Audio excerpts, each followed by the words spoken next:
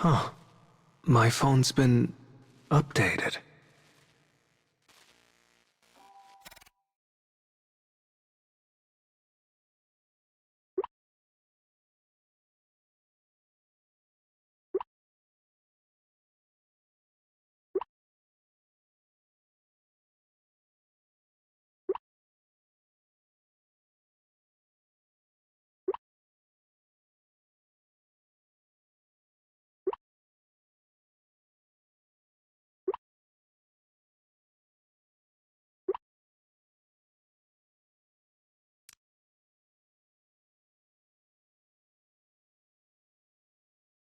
Oh my, this is just lovely.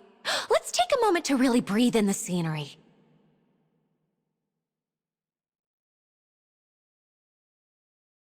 Let's not. We need to gather Luna fragments. Hey, bucko. If you talk back to Mama, you're gonna pay. Oh, it's all right, dear. Let's do as he says and hurry on.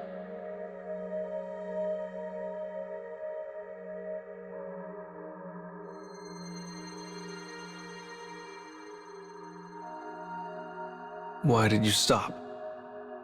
Oh dear, that tower is very tall. Please don't tell me you're afraid of heights.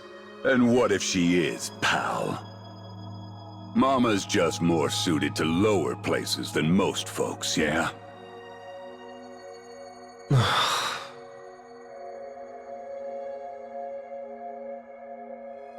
Oh, it's nothing, really. Especially since it's for my little you. Just don't take on what you can't handle.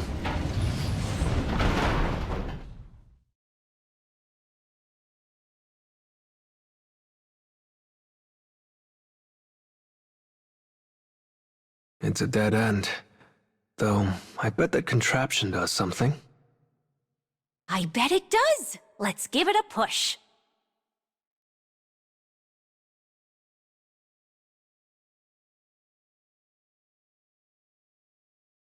Whoa. I would love to know the law of physics that allows that to happen. Well, with the moon broken, who cares if a floor decides to move around a little?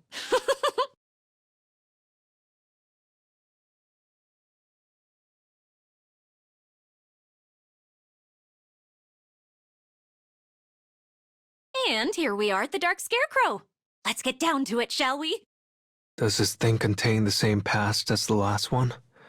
The one with all the people who used magic?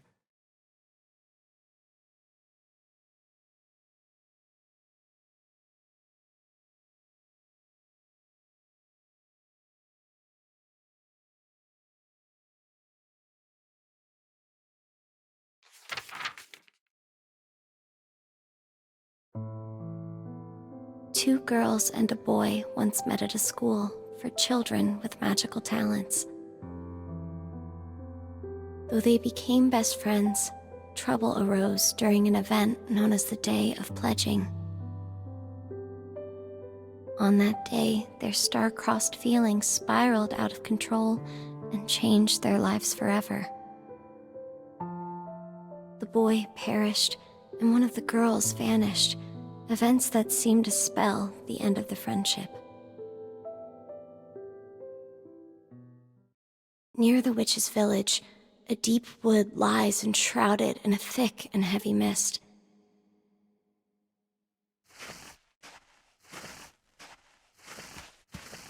Silence hangs on the branches like alien fruit.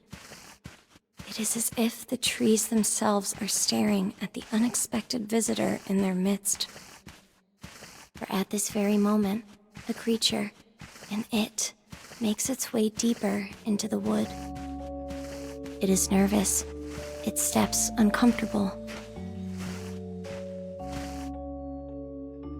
Finally, the creature arrives at a mirror standing sentinel within the wood.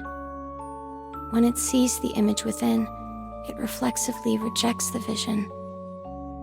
For the creature harbors a deep and all-consuming loathing of its own visage.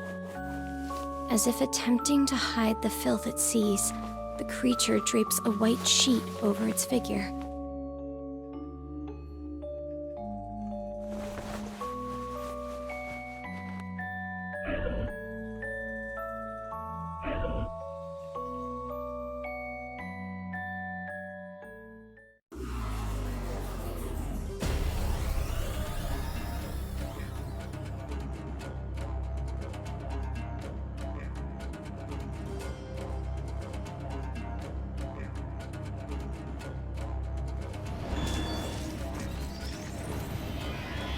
You don't have to do this.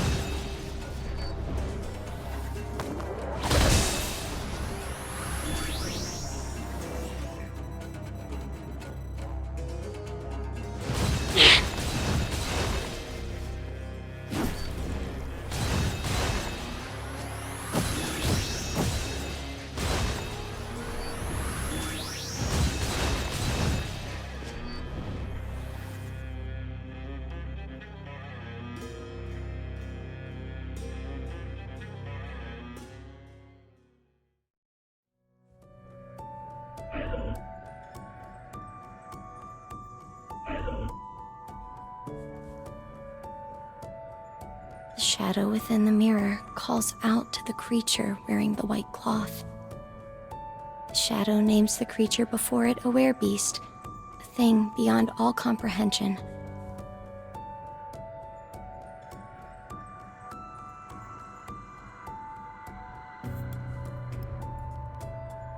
A smile slithers across the shadow's face, as though no secret can be hidden from its gaze. You wish to be human, yes? The shadow's tone is thick, the words viscous. They worm their way around the heart of the werebeast, poking and prodding with irresistible cruelty.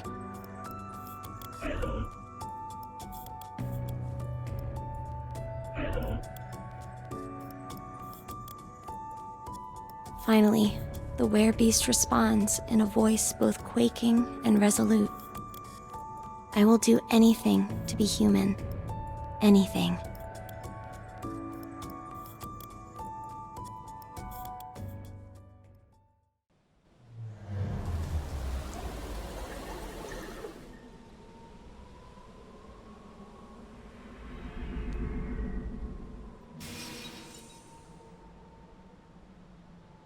Oh dear. Looks like it's the past of a beast this time. Yeah, although it sure looked like the same world as last time to me.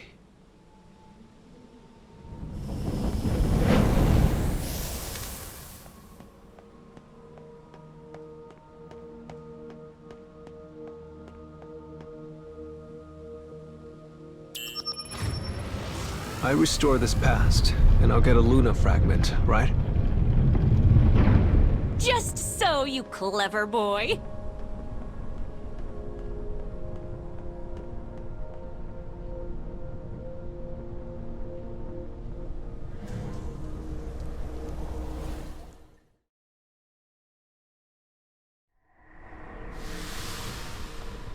So that beast wore a sheet over itself, too.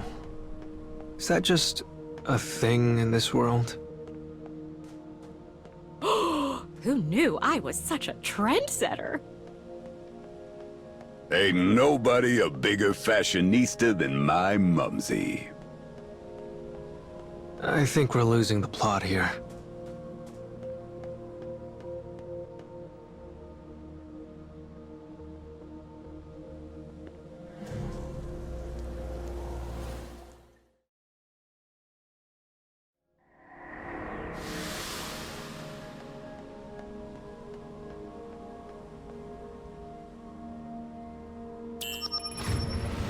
Right then, once we reach the top, we go to...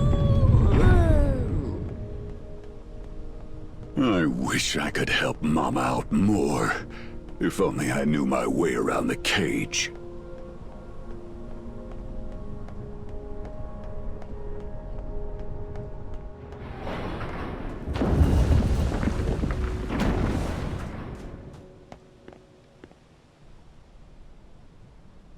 The road is out, so we'll have to use these routes to get over there.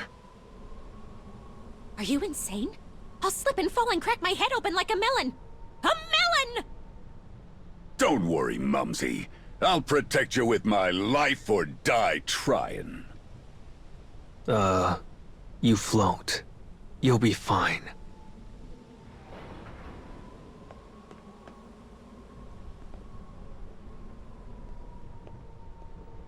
Don't look down, don't look down, don't look down!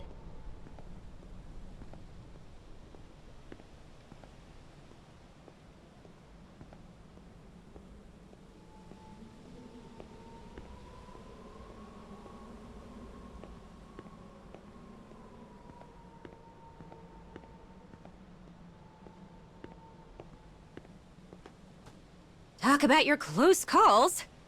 But it looks like it's another dead end. Oh dear, did I mess up the route again?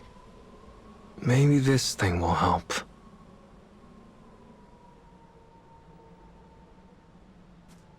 Wait, what the?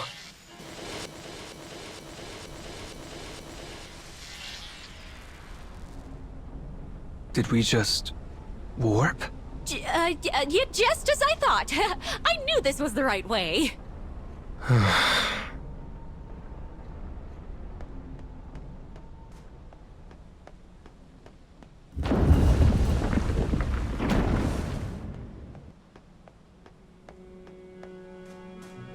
Skyscrapers? What's the connection between this place and my world? Oh dear, is my little you homesick? Miss your mama, huh? I feel you, kid.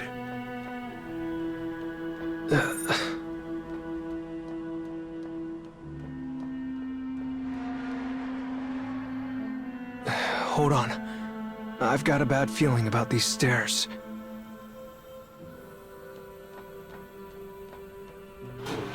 Run, you! Run!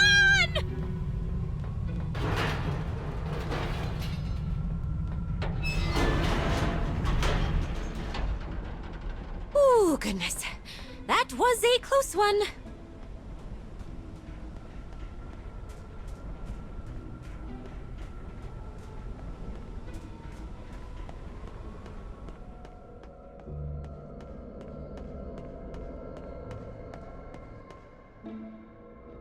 Oh, anywho, let's pick ourselves up and get back to it.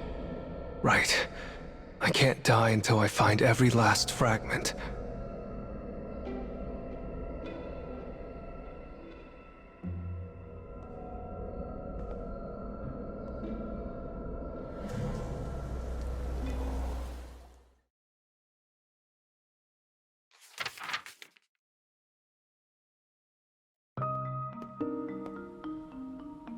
The werebeast arrives at the city that contains the School of Magic. The night is dark, the silence full, yet it is a far different quiet than the still of the wood. The people of the city sleep easily in the protection of their warm homes. And as the werebeast takes in the sight, an indescribable feeling begins to well up inside its chest. Perhaps it is envy. Perhaps it is hate.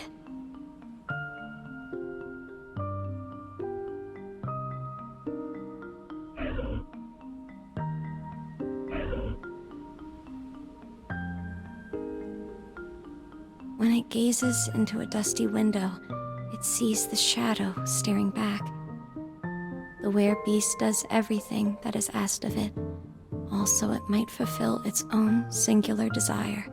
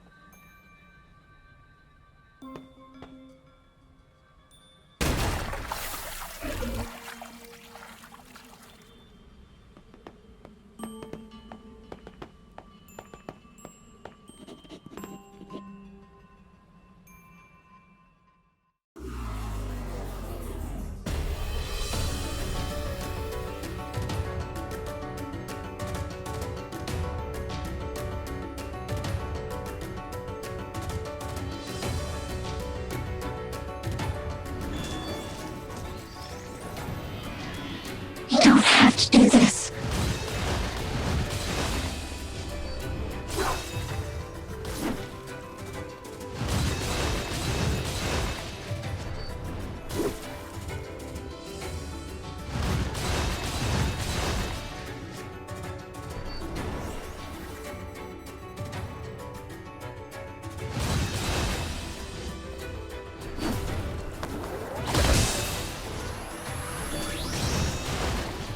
Be stronger.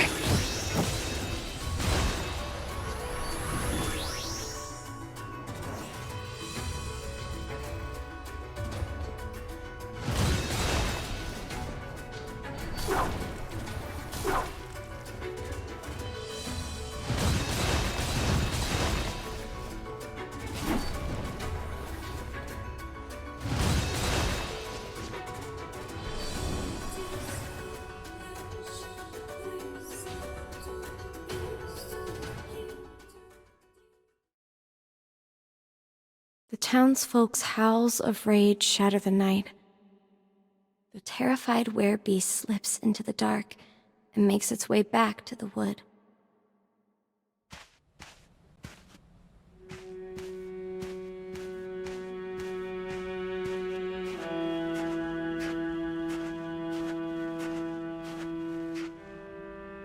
The shadow's smile is ever present as it praises the werebeast's work.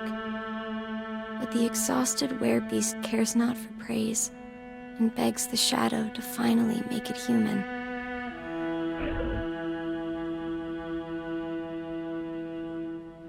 The shadow is not finished. Oh no. Instead, it makes one final demand.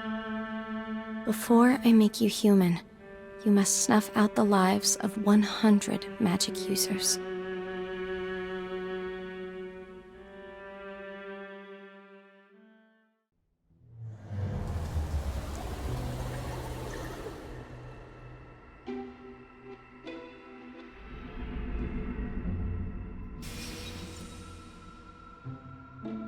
So the beast needs to kill 100 magic users in order to make its wish come true. What a simply horrid proposition!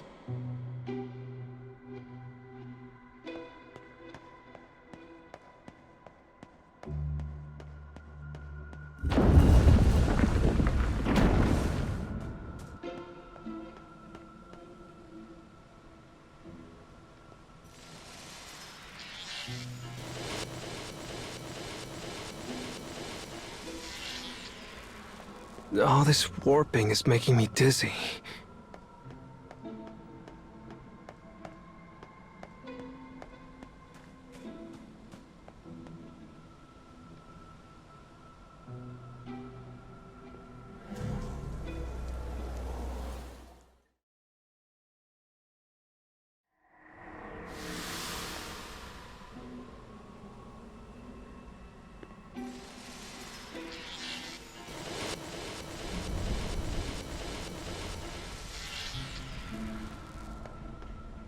Yeah.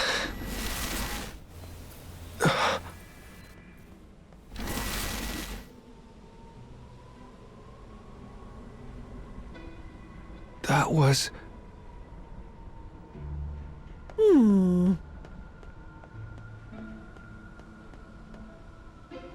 Damn. This thing's in the way.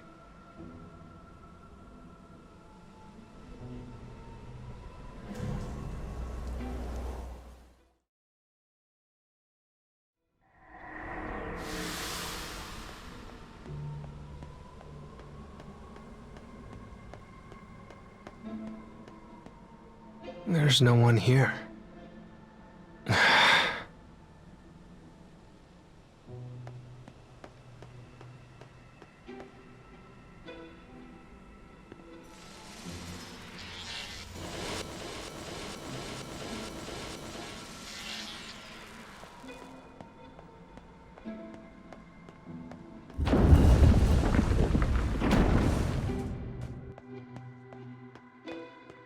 Look at all these cells. Is the cage a place where criminals get locked up? Oh, we wouldn't be here if that was true now, would we?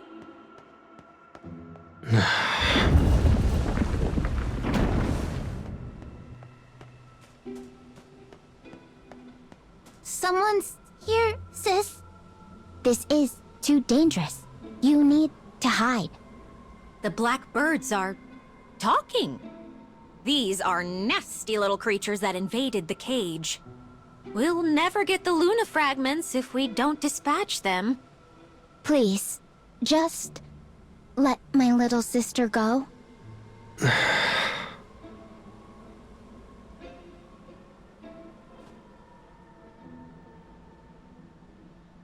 Please, please just don't hurt my little sister.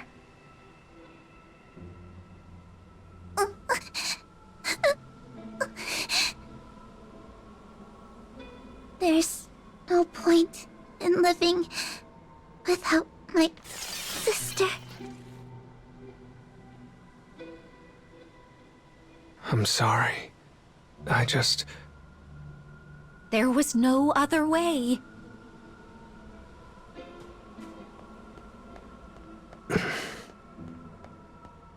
What are you thinking about, dear? The birds reminded me of how my sister used to look out for me as a kid. Oh, you have a big sister! Is she adorable like you? I don't know.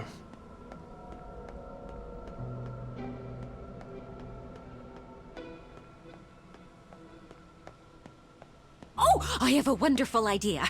Quick, give me your phone. All right.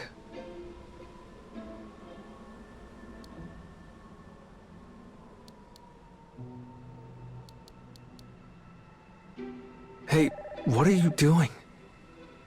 Well, I was worried about you, so I decided to give your big sister a call. Knock it off. I'm sorry, you. I just wanted to cheer you up. Afraid I can't let this slide, kid. We all make mistakes, yeah? Important thing is putting in the effort to set things right.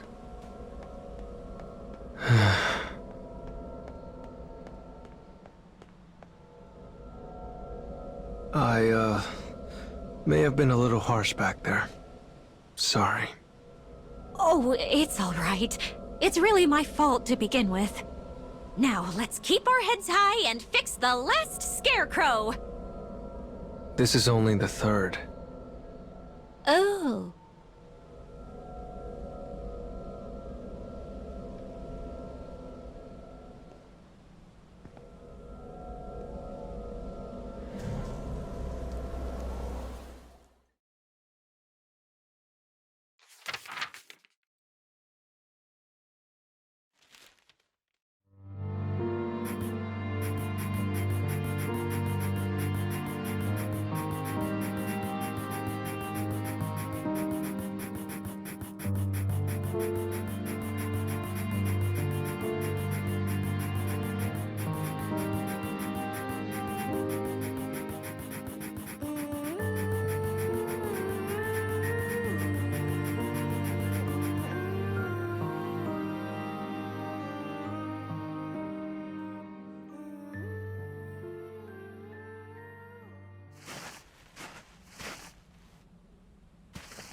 The air in the wood hangs strangely ominous.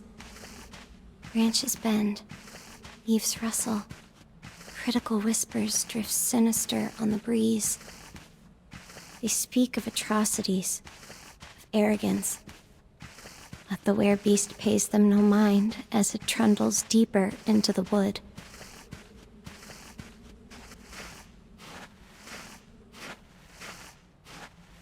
Behind it, a heavy sack leaves a furrow where it drags upon the earth. Inside it is the corpse of a magic user. As the 99th victim falls, the shadow raises its voice in a spasm of utter glee and delight. Animosity and rage seep out from the mirror and coat the werebeast in their violent sheen.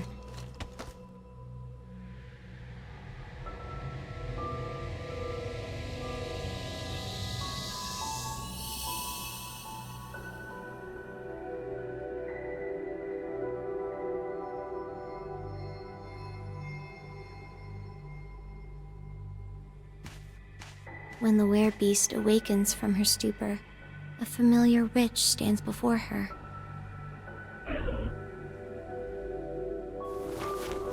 And for the very first time, she begins to fight against the shadow's unthinkable words.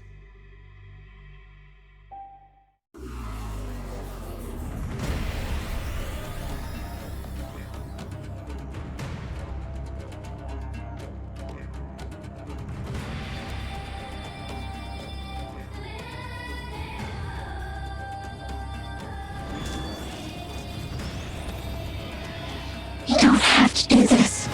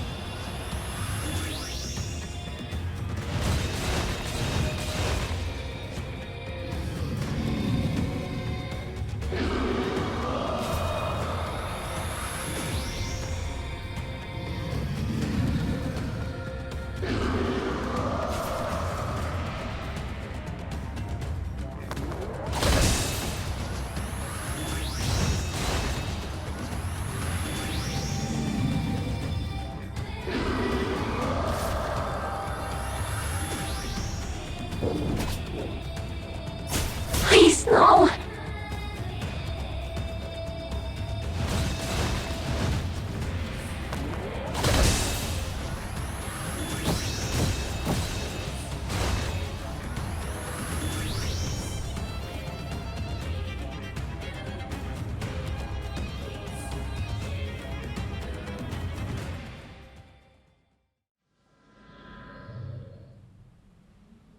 Standing before her is the one she has loved for so long. The girl with the wavy hair. The frantic werebeast attempts to string words together, praying they will reach the girl. I will do anything for you. I will be perfect for you. Just please love me. Please. When the voice reaches the girl with the wavy hair, realization grabs her by the throat. Oh God. Oh my God. This monster. It's my best friend.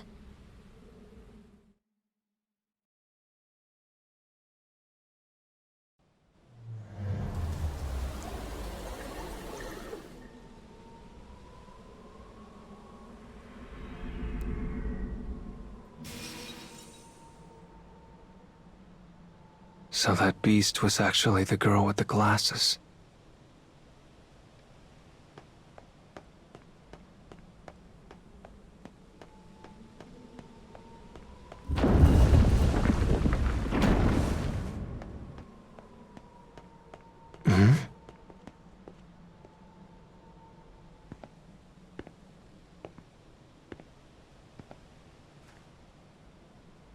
What's a telescope doing here? Wait.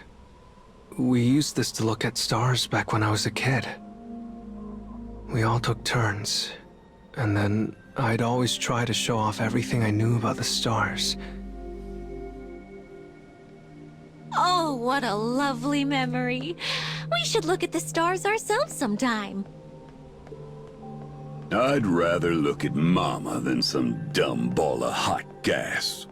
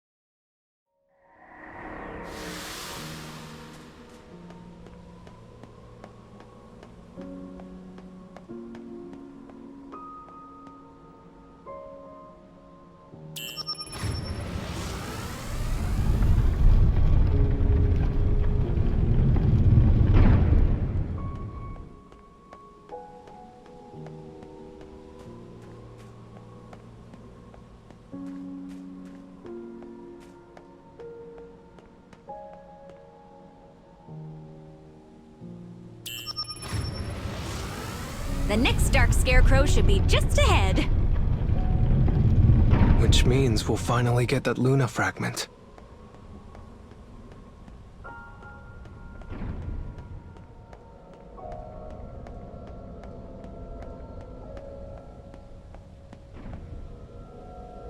Let's see how the beast's past ends.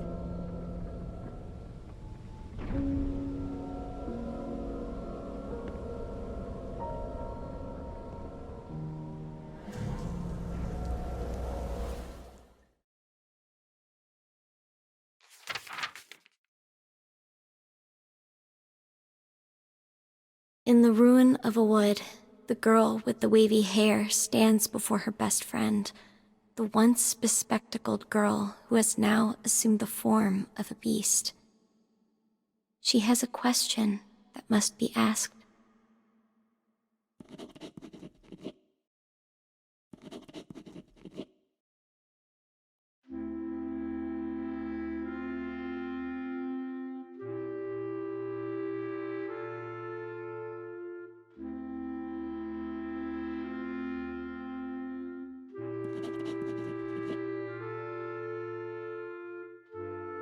Upon hearing the answer, the girl hangs her head low.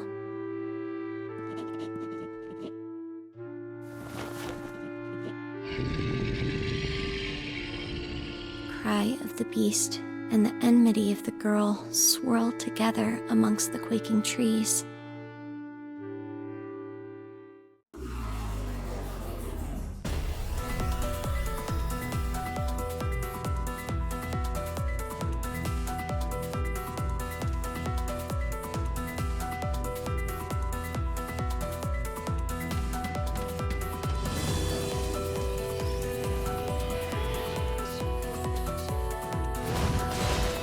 I can't believe I thought you were my best friend. Why don't you understand? Why don't you believe me?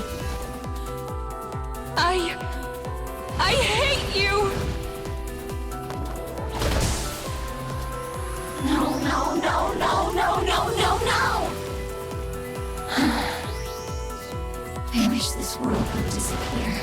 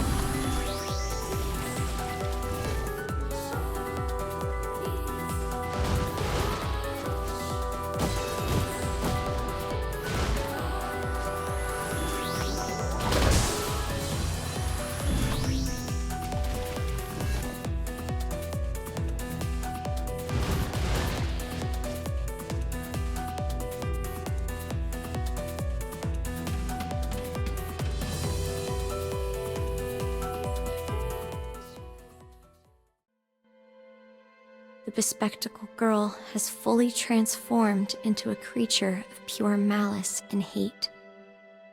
As her best friend collapses to her knees, she directs a spell at her.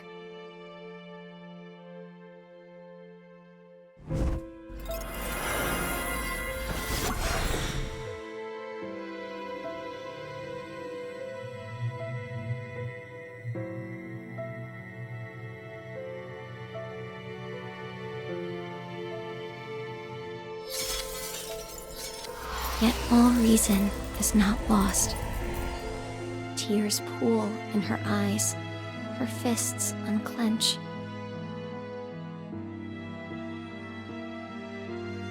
With her human heart returned, the girl extends a hand to the one she has always loved. With those words spoken, the girl with the wavy hair plunges her staff into her own chest.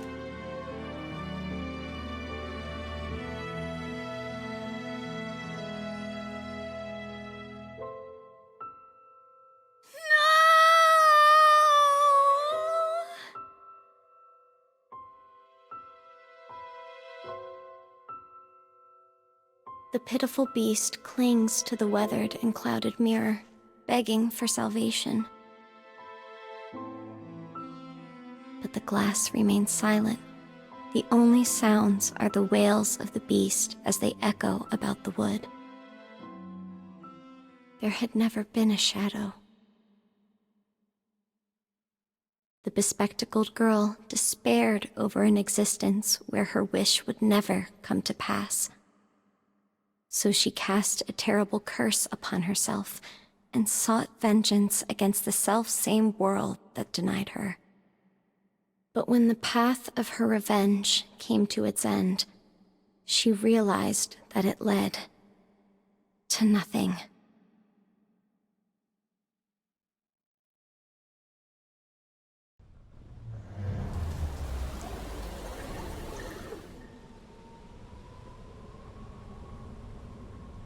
Best friends, reunited at last. Oh, still, how can people fight if they care so deeply for each other? Conflicts can only be avoided if one party decides to endure the pain others inflict on them. That's how it worked in my world, anyway. Oh. Maybe let's save the difficult topics for some other time. 'Cause right now, it's payday!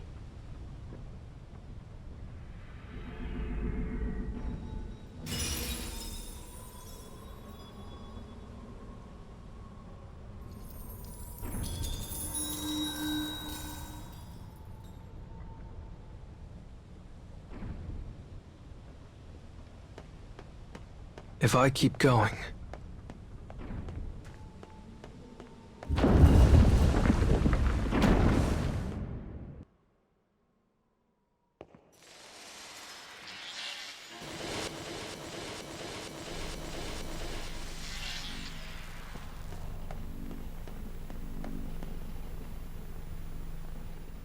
These TVs. So next it'll be my... Facing the past is the responsibility of the one who desires to change it.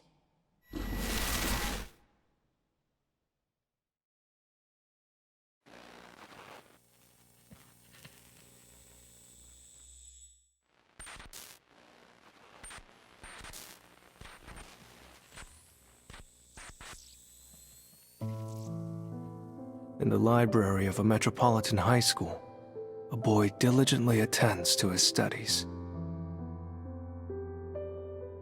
When he visits his mother in the hospital, he remains quiet, speaking only when necessary. She is bedridden as a result of her husband's abuse. The boy has devoted his life to becoming a doctor, so he might save his beloved mother's life.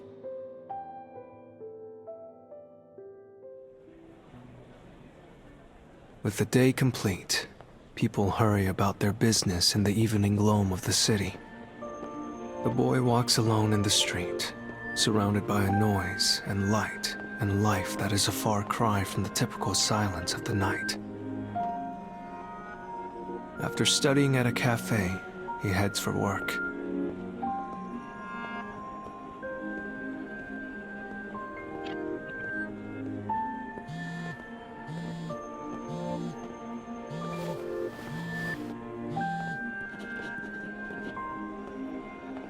The boy makes a perfunctory apology and hangs up before the voice on the other end is finished.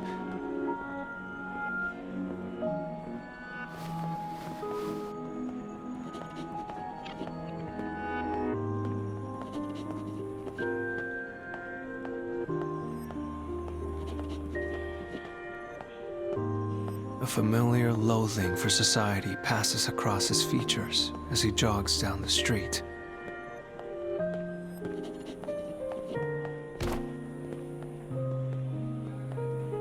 Suddenly, he bumps into a group of fellow high school students.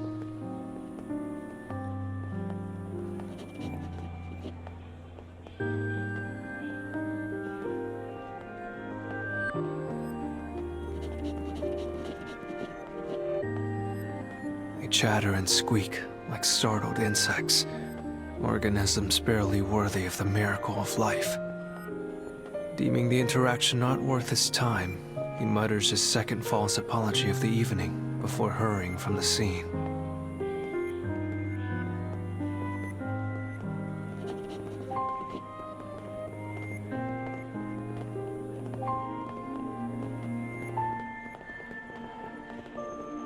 He is saving up for medical school, in the hopes he might somehow restore his mother to health. He studies until words blur across the page, then works multiple jobs to save tuition money. Fatigue is a constant companion, joy an enemy. His life, his seemingly endless life, is nothing but stress.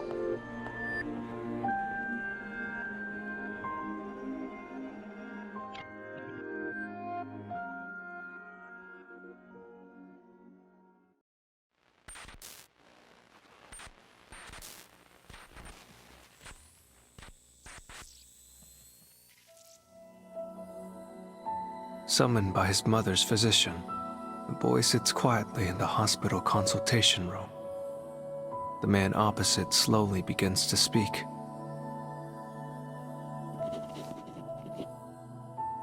He informs the boy that his mother has very little time remaining to her. As if attempting to reject reality, the boy begins peppering the doctor with questions.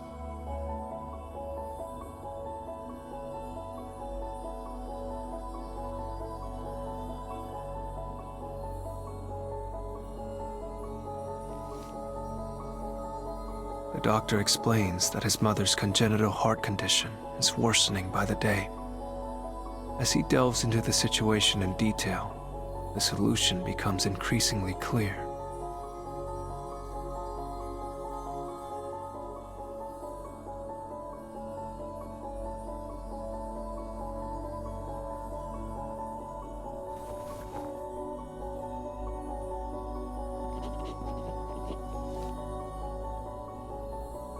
His mother will need a heart transplant.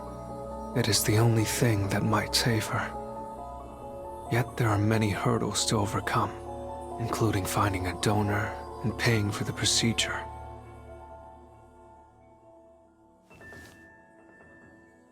When this cruel reality is finally laid before him, the boy's thoughts dissolve into mist.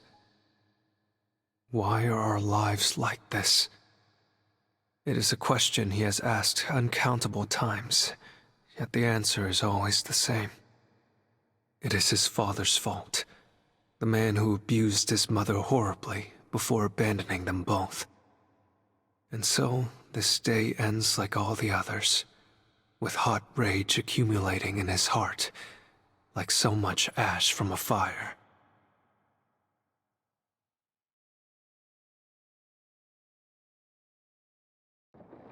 The beeping of the cardiograph serves as proof that his mother yet lives.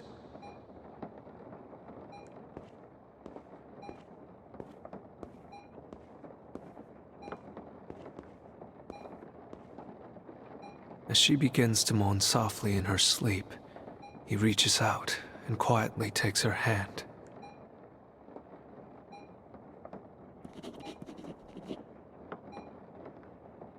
At this moment, he notices something.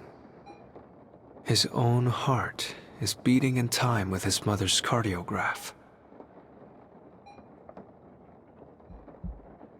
As realization spreads across his face, he places his free hand over his chest. If it's a heart you need,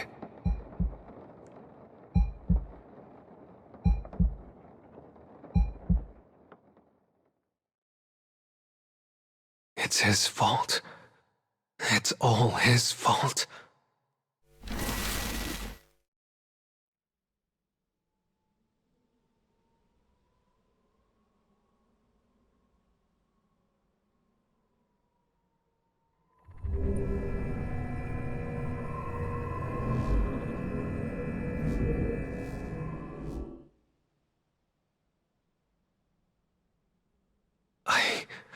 I would do anything for my mom.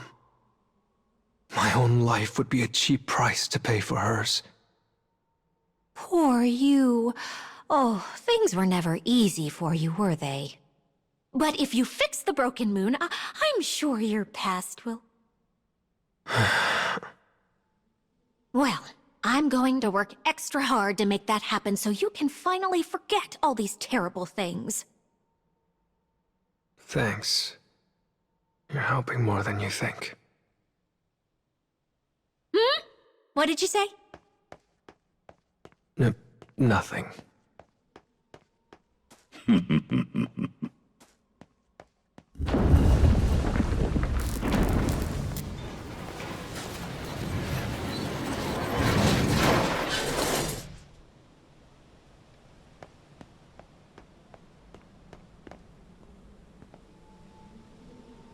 All right, it's time to go.